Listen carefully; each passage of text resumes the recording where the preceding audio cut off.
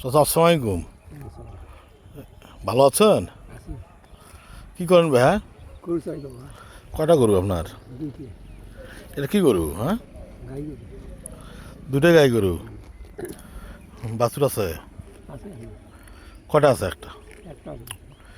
এই যে রোদে যে চড়াচ্ছেন, আপনার তো হিট লাগতেছে, এটা ছাতা নিয়ে এরবার নাই?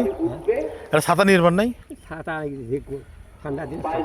এই রোদে হচ্ছে যাও করতেছেন, এটা ছাতা নেওয়া লাগে তো, আপনি বৃদ্ধ লোক।